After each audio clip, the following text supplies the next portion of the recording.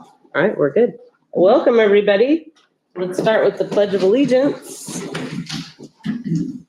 I pledge allegiance to the flag of the United States of America and to the republic for which it stands, one nation under God, indivisible, with liberty and justice for all. Thank you. Let's see, I would like to just bring to everyone's attention that Gina Corrigan is gone today, so Alicia is stepping in as our clerk. And I would also entertain a motion to approve the agenda. I move that we approve the agenda. I second. Thank you. All those in favor say aye. Aye. Aye. Aye. Do you want to know that he's up? Yes, also Jake Dempsey is calling in by phone. Thank you. I appreciate that. And we're excusing Derek today, so. We will move into the fee hearing for food service adult meal price increases, and Mrs. Krantz will walk us through that. Thank you. So this year we're requesting an increase on our adult lunches within our food service program. That is the only cost that needs to be increased this year. Per Idaho code, anytime we have a fee that's greater than 105% from the previous year, we do have to go through a formal hearing.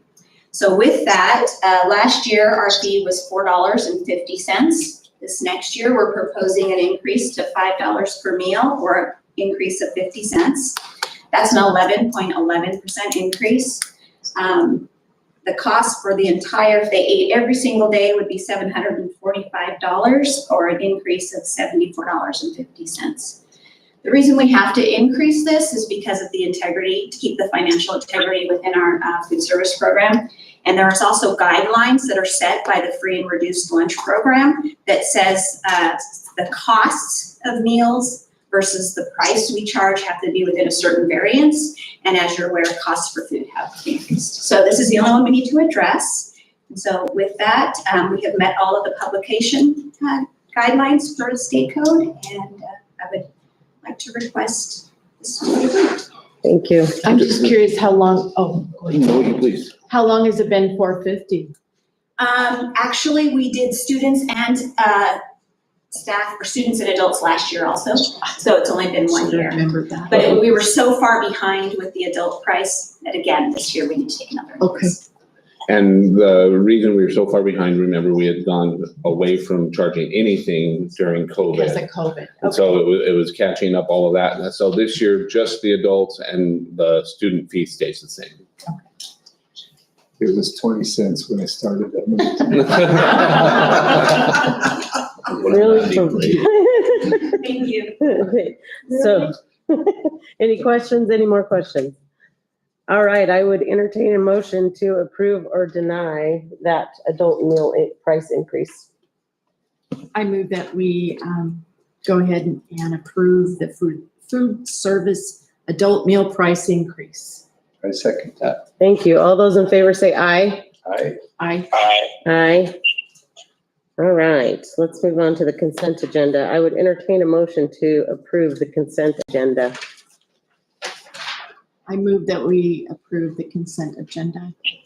I second that. Thank you. Is there any discussion? All right, with that, Jake, go ahead. No? No, I'm good. All right. All those in favor say aye. Aye. Aye. Aye. All right, let's move on. We do have a signed-in visitor, Addison Chan. Why don't you step up to the podium? Good evening, school board members. Thank you for the opportunity for allowing me to speak before you today. My name is Addison Chan, and I'm currently a junior at Middleton High School. For the past year, my family has become increasingly interested in hosting a foreign exchange student. We were interviewed and cleared to host a student this upcoming year. In fact, we already had a student reserved for us from France. Her name is Lorena. Lorena is extremely passionate about learning the American culture and loves to participate in service opportunities and wants to have the quintessential American high school experience. Unfortunately, my family was informed that the school had no more openings for foreign exchange students.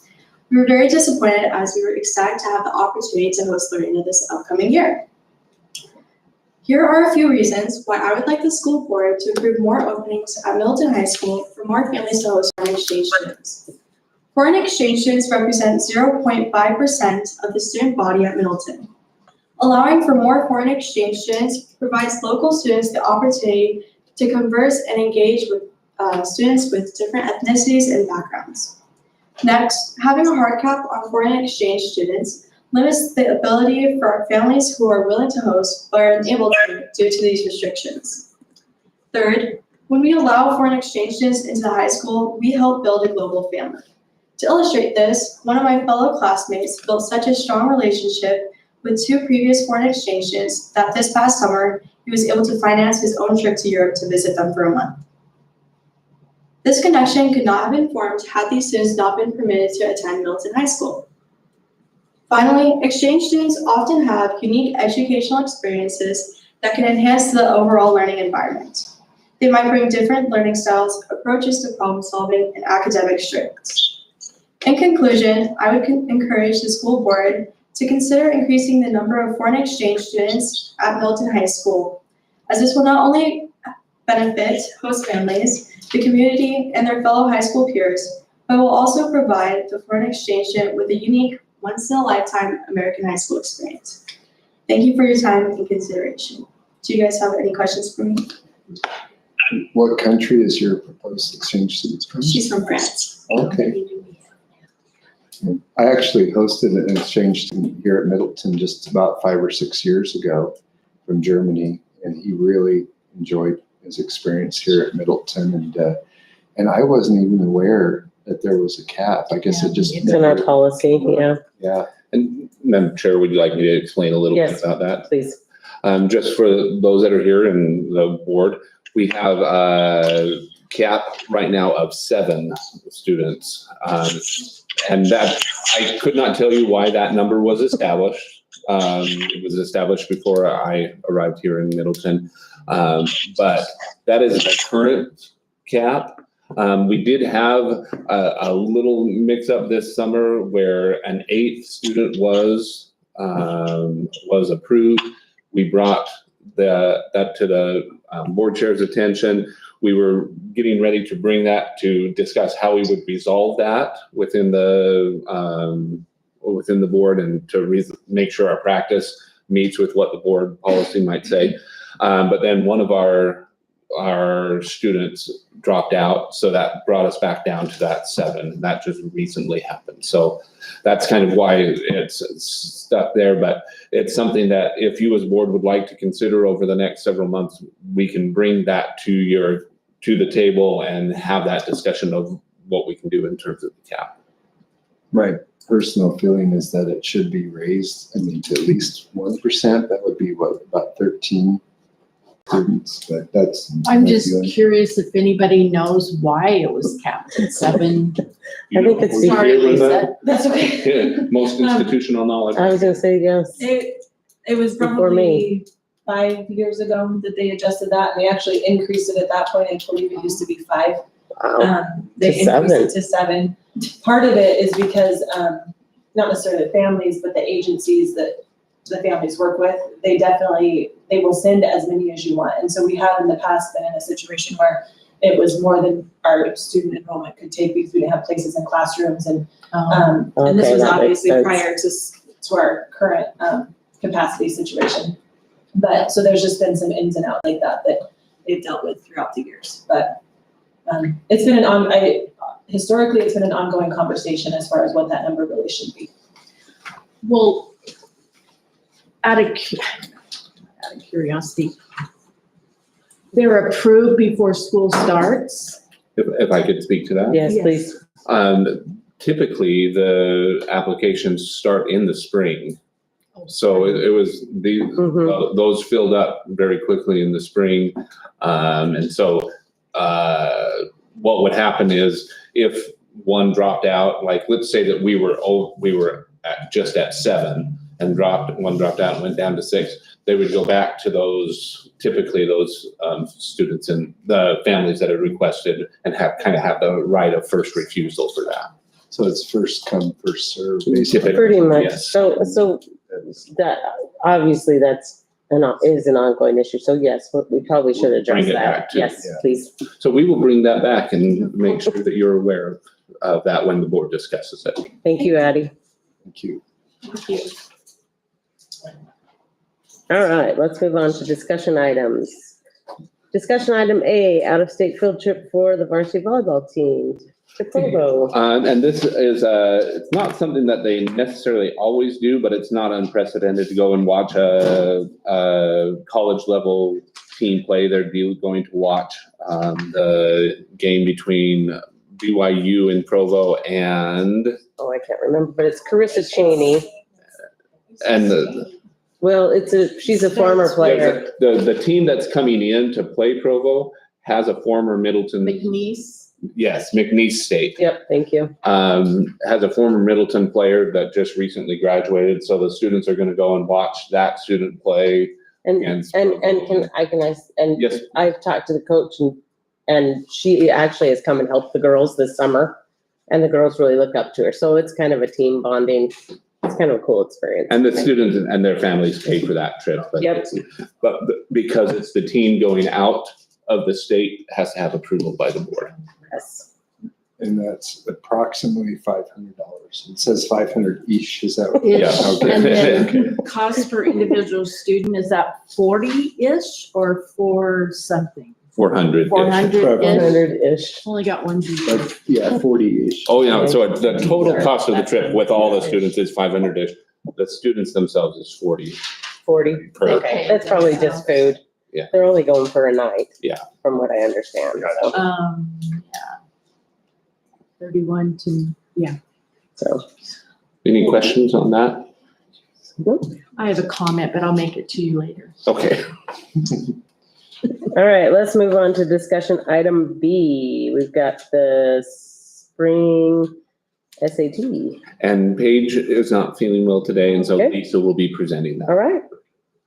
So, if you guys want to take a look at the projector, we have two different years and we wanted to pull both Can here you- so you can, yeah, we can do it comparatively. It's kind of blurry anyway. Is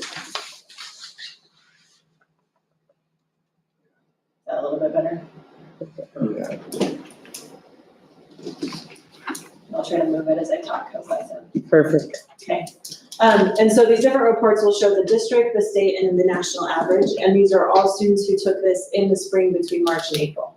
And so normally, this is the time of year that the state was sponsoring it. And so it has an elevated number of students who are actually taking it during this testing session.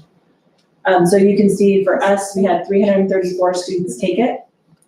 34% of those met both benchmarks, which is the evidence-based reading and writing, and then also the math benchmark. 34% met no benchmarks.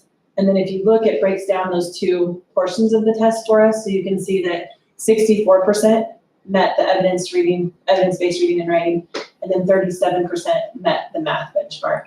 And then you have this approaching and then strength and skills, which are the three different ratings in there.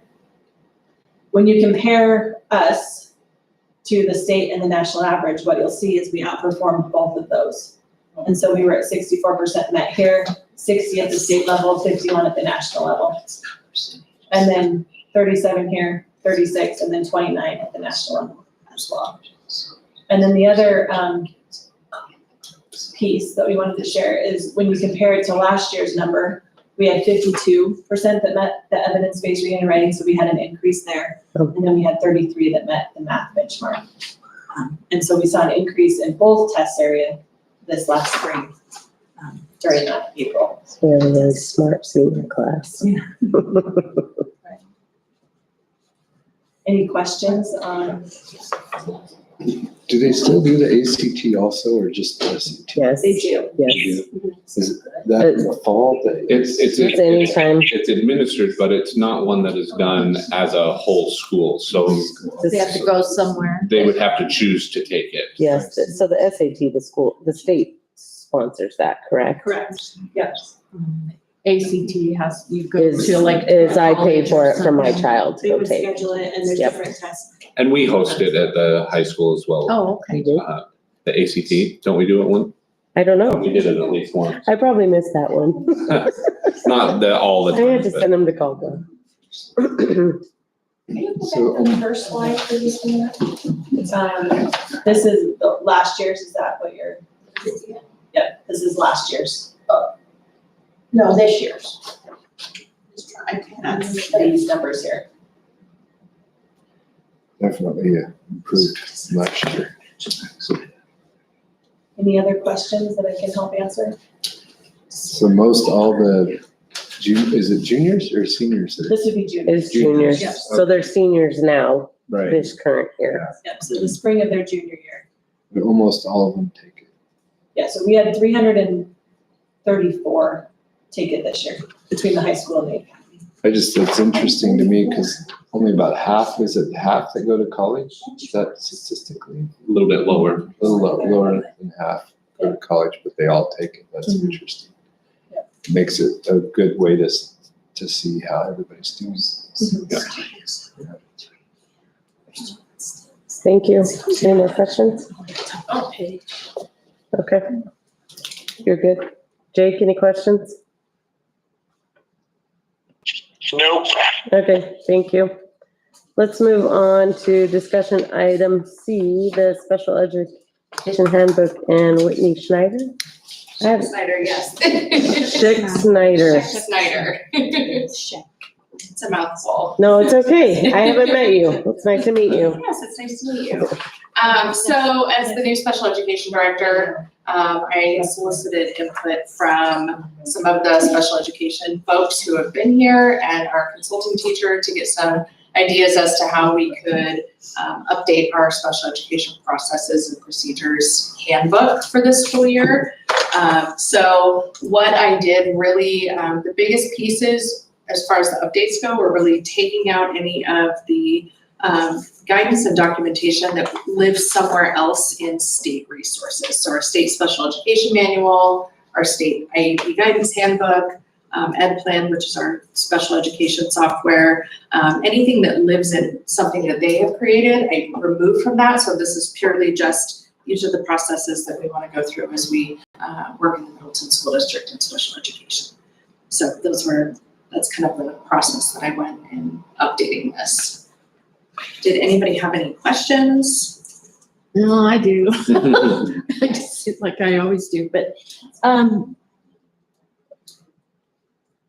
the CPI training that all special ed have to take, are you having resource? I said all. Do resource room teachers need to take that as well? And as you answered, could you explain what CPI is? Yes. Yeah, Thanks. I'm So sorry. CPI training is Crisis Prevention Institute. It's our, the training procedure that our district has adopted for crisis prevention. So it goes through the process of teaching individuals how to prevent crises from happening and then how to respond appropriately and safely in the event that a crisis does happen. As of right now, with the new legislation this year for restraint and seclusion, we will be ensuring that everybody who's been certified will continue with their recertification, so it's annually. But then in addition to that, with the new restraint and seclusion legislation, we'll ensure that anybody who is working directly with students who have aggressive or dangerous behaviors, that they receive this training in addition to the other trainings the state is requiring for those individuals. So we may not, for a resource room teacher, which is predominantly a teacher who has students come to their classroom, they provide most often academic instruction and then the student leaves. We may not require an initial certification for those individuals if they are not currently supporting students with dangerous behaviors. If they're recertified, yes, we will ensure that they are certified as well. So is that training done before school starts? We just did a recertification training last week. Okay. So I think it was third, I can't remember the exact number, our staff recertified teachers and educational assistants, behavior interventionists who needed their recertification done. And then we're planning on another one, I think in September is what we're hoping to do, potentially an initial one to get those folks who don't yet have that certification. Okay, okay. As far as explaining extended school year, the ESY program, it was not in here.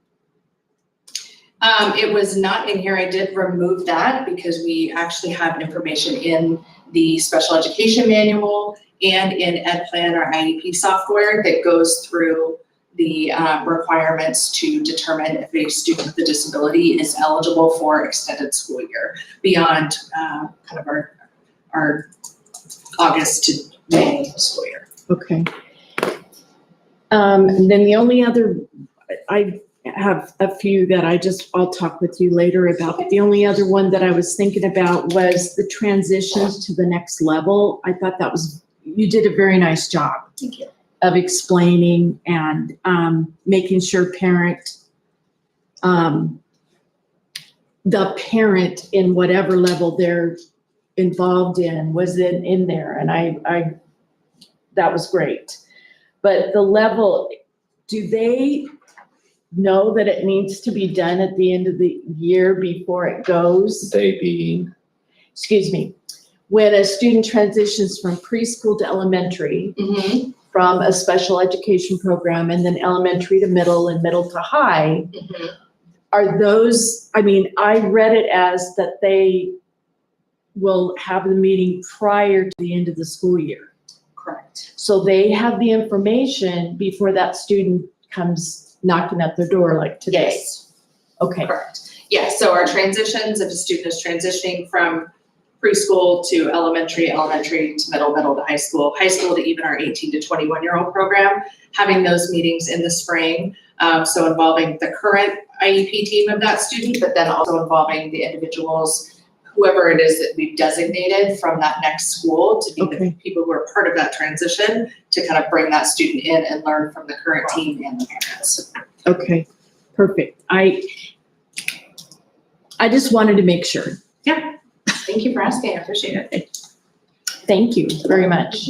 I just had one quick question, Mhm. and maybe it's already in there, but what I was trying to remember is that in the handbooks for the other school, the regular student handbooks, if there's a clause that refers to if there's a special education situation that refers to this handbook so that there's some meshing between the handbooks, and I couldn't remember. I don't believe there is a specific reference in our regular school handbooks to that. Are you aware of any references? But would it be Not policy? to this, because it's specifically for staff members, so then the other place that it would live would just be our regular staff handbook.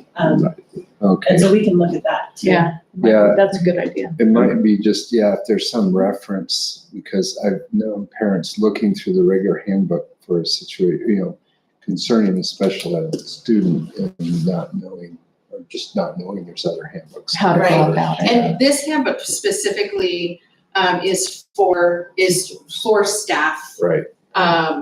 So we don't at this time that I know of have a special education handbook for parents of students with disabilities. I don't think that's a bad idea though. No, I agree. I think that is a good idea to put that in place Yeah. because as far as I know, we don't currently have one. Even Well, if it was you're just a trifold or something Yeah. that they can pick up. Yeah, who do you talk to? Who Right. are your people?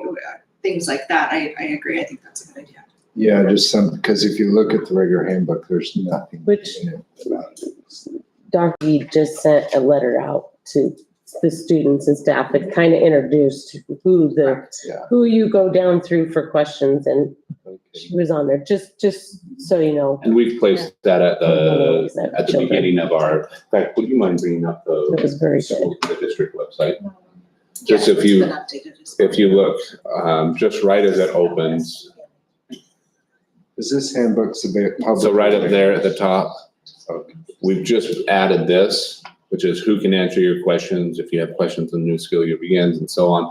And then if you click on that, click here to view the list, Okay, yeah, it takes you through curriculum design, assessment, community, school, federal programs, special education, and helps just as because the first thing says, most questions are gonna be to the teacher, to the principal. Right. Mhm. But for other things like these is who you would contact, so, and we'll keep spreading that. And the information on the special education page on our website has been updated with my contact information, my picture, a bio, so that if parents go to our website as well and don't see this or went prior to over the weekend, that they would be able to find special services and have my contact information as well as my team members. Okay, so is this available then to the parents? This Yes. No. This handbook is. No, this No. one, but Okay, This one. okay. But I do like the Read idea of it. having a parent type handbook or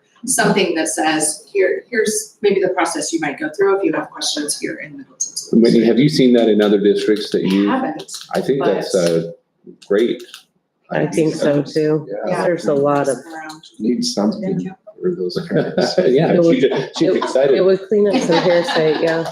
I think that would be good. I have one more question. Mhm. I just, and Mark knows, because I've talked to him about this, but do you know if the transportation department, the transportation itself have trained their special ed bus drivers and assistants on the bus? Yes, Amanda Redding, our consulting teacher for special education, actually provided training to all of the bus drivers and assistants.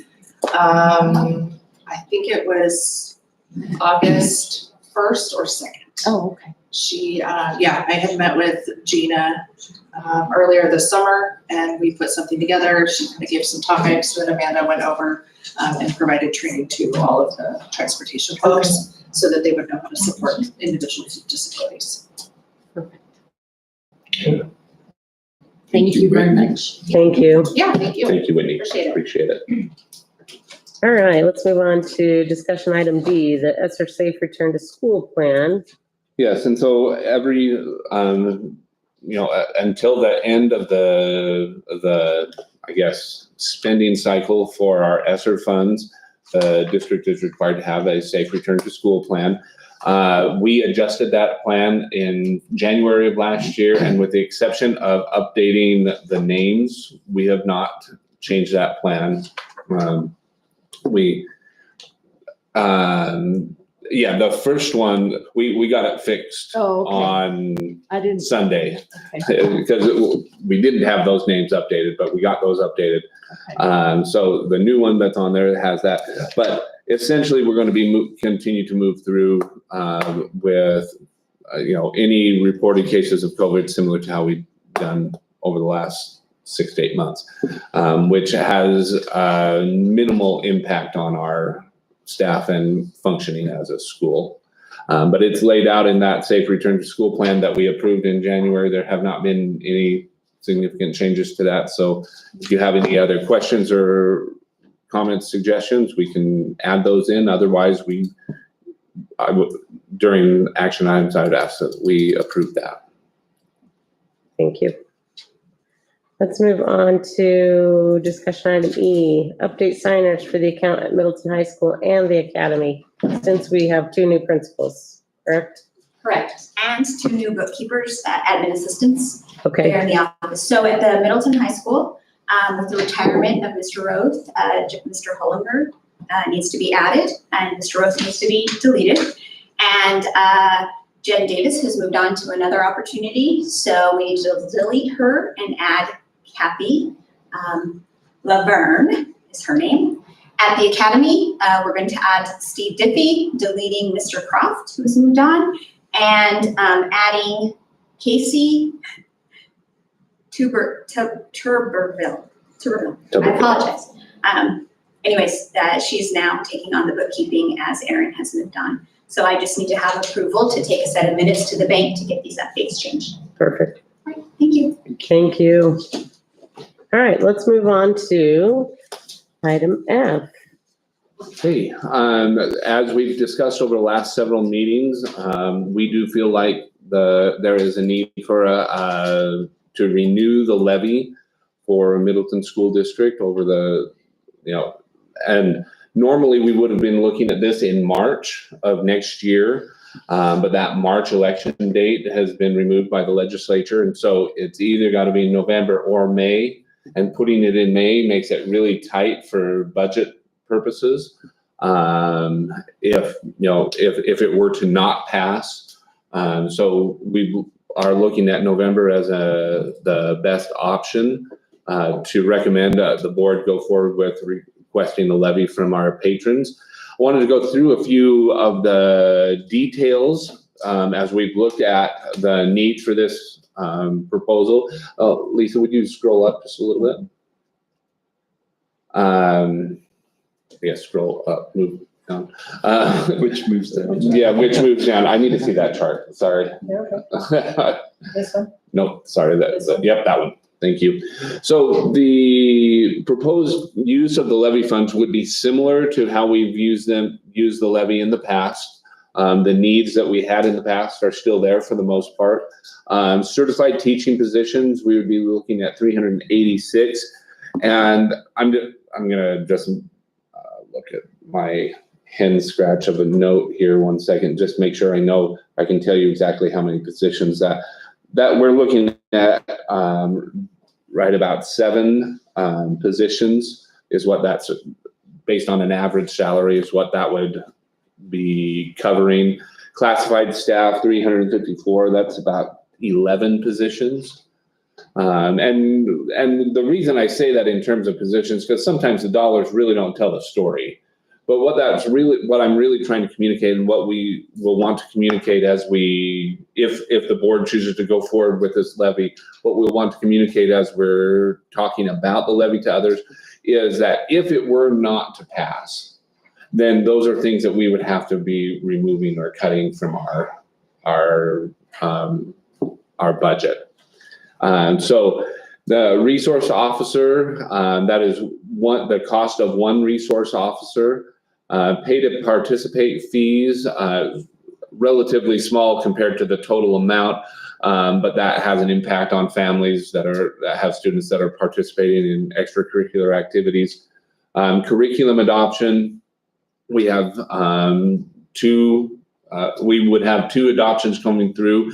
Our current adoption this year with CTE and extracurriculars are being paid for, be paid for by the current levy. The 2 adoptions we'd be looking at are ELA, our English Language Arts, which will be a very large adoption, and social studies, which would be a large adoption. So that would be an important piece as we're looking down. And transportation, that's primarily extracurricular transportation. I don't want to, and we might want to make a note to put that as extracurricular transportation, because I don't want to give the impression that this is getting kids to and from school, because we have that not connected to a levy. But what that would mean, looking at that, would be students who are participating in extracurriculars. If there are close contests, Ridgeview, Caldwell High School, those kind, we may say to the students, it is your responsibility to get yourself to those. We would still be transporting students to the further away, but those closer contests, we would likely to make up that amount, we'd be looking to have the students and their families, get them to those extracurricular activities. And then maintenance is actually higher than the last levy, and that's simply with the lack of the passage of the bond. We had quite a few maintenance projects built into that bond, but we're having to do that through our general funds and our budget. So we're working through them, but there's a lot of projects that need to be done. For instance, roof at Heights, that was a roughly $200,000 job to have that redone. And those kinds of things that have larger ticket items are things that we would want to be able to do with this levy. Any questions on the uses? One of the things we have to be, this was used for informational purposes in our last election. In the upcoming election, that will actually be on the ballot language. because we have to, based on some legislation that was passed, we have to say You have specifically, the ballot language. and the ballot language is on here as well. Yeah, that's what this is, right? It's an attachment. yeah. Yep, it's one of the attachments. Official ballot. So all of that's in. It's all- It's yeah, all it's all on there. there. And so that just is so that when the person that goes to the polls, they can look at that and know. It also is something that we will report on each year of the levy, that we'll report. We have to create a report that shows how we use the funds to make sure that we're using it for what we said we were. Mhm. Which, I mean, I think that's great. I think that's perfectly reasonable to ask us to do that. As you look at the percentages, you can kind of see, at least, would you mind scrolling up to that pie chart? You can kind of see where the bulk, certified teachers, classified staff, curriculum adoption to make up the bulk of what we'd be Percent of it, yeah. looking for. And then if you would scroll up, I just wanted to go through the next thing, which would be what the cost of this levy would be per 100,000 of taxable value. And as you can see what's happening, and this is something, it's no different than what the last time we requested the levy be passed by our patrons. With the increased number of citizens within our district boundaries, as well as the overall cost of value of the property, the cost that it means per 100,000 continues to go down. And you can see the 2023, if you'll make note, that 2023 sell is still, it's pending, it's not finalized. We had an estimate that was highly based on last year's. So, and we probably, we make a note to make some kind of asterisk there so that we can make sure people know that that's an estimate. It all depends on how those values and the number of people that move in. But as people continue to move in, if values either stay the same or go up, you'll continue to see the cost per 100,000 go down. Let's see, I don't think there's anything else under that, is there? Yeah. So the next thing, though, I wanted to call attention to, and this is something we've talked about a little bit as a board, is something I'd like Alicia to speak to, and that is the effect that the property tax legislation will have on our. Is this one of them? It's bond. The bond we Yeah. mentioned? Oh, okay. And you know what, let's go ahead and bring that one up anyway, and we'll make note of the adjustment there. Sure, so the legislation that we're talking about is House Bill 292, which provided money to every school from the state that has to go to, in this order, bond repayment first, then supplemental levy, and then finally capital projects on campuses. So as you're aware, Middleton School District still has a bond, so 100% of our receipts for this next year will have to go towards our bond levy. With that, we have a projected amount of about 1.6 million. Again, that is still projected. We don't have a final number yet. So if we look at this next year, in September, I will make the first payment of principal and interest due in the amount of just over $3.9 million. The interest due in March is right almost at $650,000 for a total amount due in the 23-24 school year of $4.6 million. Our bond equalization payment, which again has to go towards our bond repayment, is still projected. Will you clarify that comes from the state? It does come from the state, yes. And there's an intricate formula. It has like 8 moving parts to it, all based on values of your district and the socio-demographical, economic social demographics of the community. And isn't it in comparison to the rest of the state as well? That is exactly right. And who currently holds those bonds. So it's a whole huge pool, about 8 different factors that come in, and then the state sends us that money, typically the end of August, the beginning of September, just before we certify our levies. So last year we received $783,000. The year before it was like $810,000. So it is really based on whose bonds are falling off and whose bonds are coming on. So I'm projecting about 780,000 this coming year. So when I subtract out the 1.6 million projected, we are projecting to run to certify our levy for bond repayment of about $2.2 million. With that, last year, the year before, the last 2 years since I've been here, we have asked for $4 million to cover the total piece. So that is going to significantly drop the portion of the total levy rate on the bond. So I'm anticipating seeing about a 47% drop in that payment alone based on current values. And what I'll bring next month, just so that the board and public can see, is a comparison of the supplemental levy plus the bond levy, and the tort levy, which is a really small portion, but those are still levies that come that are asked of our patrons on behalf of the school. And I just want to be able to show how this property tax impacts that. Because if we had the opportunity to use these funds to offset the supplemental levy, we would do that in a heartbeat, because then we wouldn't have to go and ask for the supplemental levy. Yes. We wouldn't have to do that because it's about the same amount that we're asking for in the supplemental levy. Legislation doesn't let us do that. And I've actually spoken with 2 of our legislators to see if they could give us some flexibility there, because it would make it so that our patrons don't have to go and approve supplemental levy every 2 years, because it would be provided for by this property tax renewal.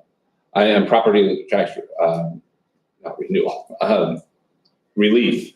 But as it is, the effect on the total cost per 100,000 for our community, based on what's coming from the school, is still going to feel that whole effect of that 1.6 million or whatever it ends up being. That's projected right now. And so I'll have that generated for you as a board and for our public for our September meeting. And that's something that we'll want to make sure that our patrons understand, so that they're making an informed decision when they go to the polls. Mark. Yes, Jake. A real quick request that I've got is I'm looking at the bond redemption fund PDF here.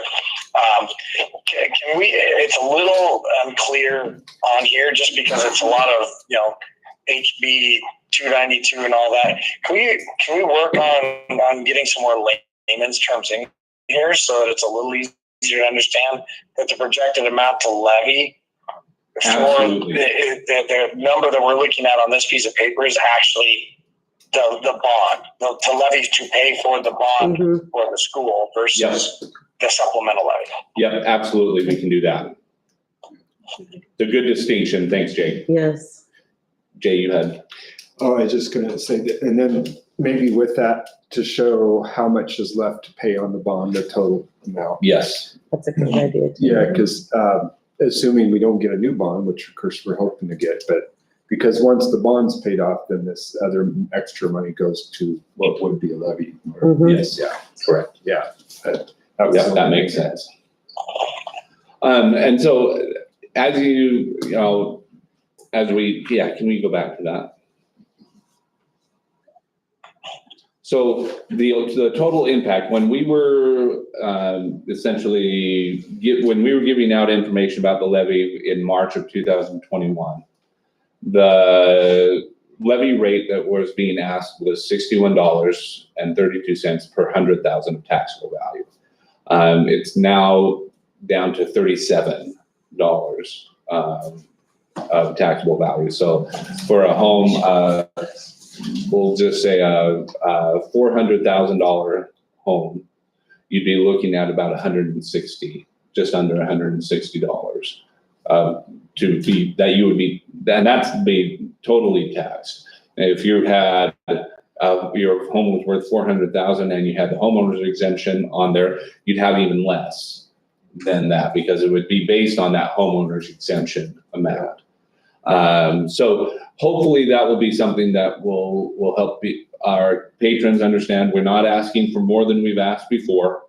We're just asking to be able to maintain the education that we're providing to our students at the same level we're doing right now. Any questions on that? I guess on timeline,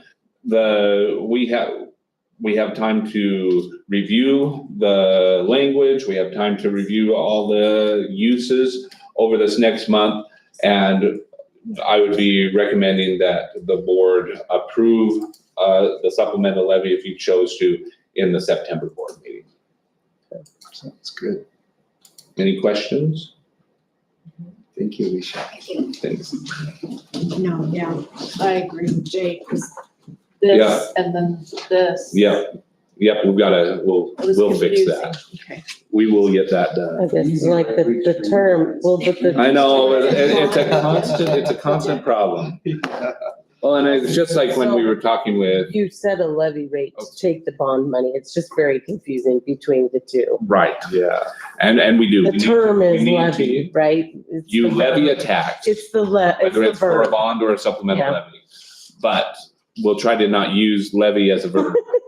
And What we would ask, or What we our would- asking price, I guess, but I don't know. we'll do that. Thank you. Thank you.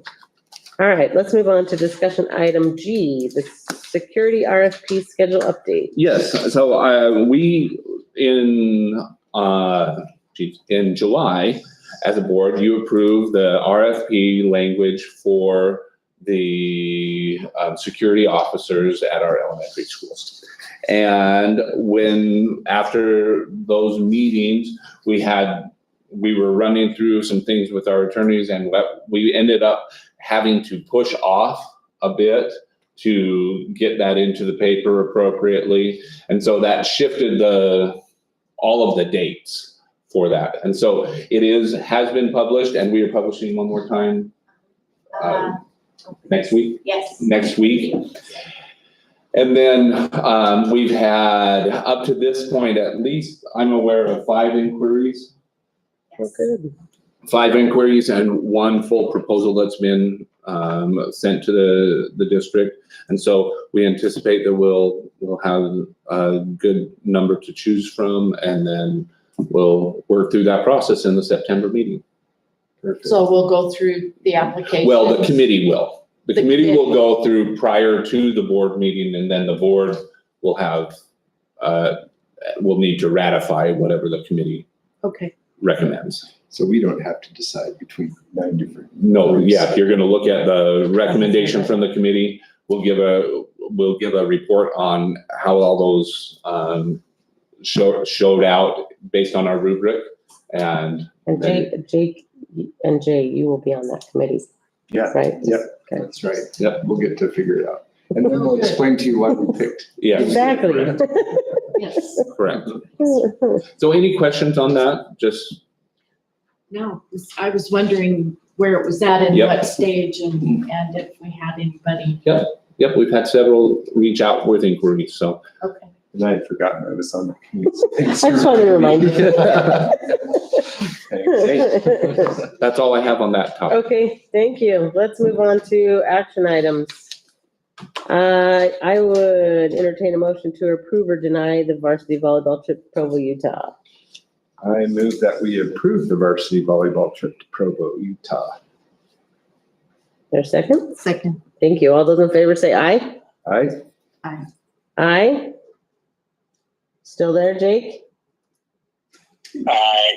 Thank you. I would entertain a motion to approve or deny the special education handbook for 2023-2024. I will make a motion to approve the special education handbook for staff for the 23-24 school year. Is there a second? Second. All those in favor say aye. Aye. Aye. Aye. I would entertain a motion to approve or deny the ESSER safe return to school plan. I move that we approve the ESSER safe return to school plan.